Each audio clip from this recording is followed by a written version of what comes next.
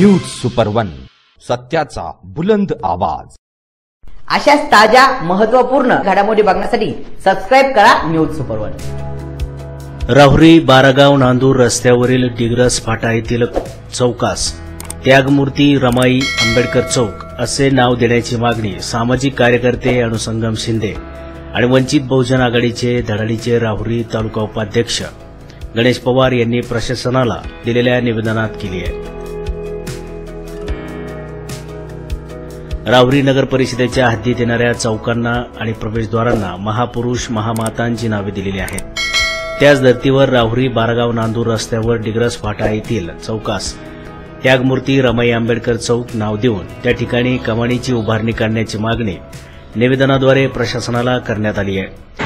राहुरी शहरात जेवढे प्रवेशद्वार आहेत त्या प्रवेशद्वारांना महापुरुष आणि महामातांची नावे दिलेली आहेत। त्याचप्रमाणे स्टेशन रोड या ठिकाणी महात्मा फुले चौक तर नगर मनमाड हायवेवर जिजामाता चौक अशा प्रकारचं नामकरण केलेलं आहे। त्याबद्दल सर्वात प्रथम त्यावेळेचे प्रशासक यांचं अभिनंदन करतो आणि बारागाव नांदूर ते राहुरी या रस्त्यावर जो डिग्रस फाटा आहे या डिग्रस फाट्यावरती जो पूल तयार झाला आहे त्याला कोणत्याही महापुरुषाचं आणि महामातेचं नाव नाही। आम्ही आज या प्रशासनाला निवेदनाद्वारे अशी मागणी केलेली आहे या चौकाला त्यागमूर्ती रमाबाई आंबेडकर चौक अशा प्रकारचं नामकरण देऊन संपूर्ण आंबेडकरी चळवळीतील कार्यकर्ते आणि सर्व समाज बांधव यांची जी मागणी आहे ती मागणी प्रशासकांनी लवकरात लवकर पूर्ण करावी आणि येत्या 15 दिवसामध्ये या निवेदनाचं नेमकं काय झालं त्याचं उत्तर आम्हाला अपेक्षित आहे।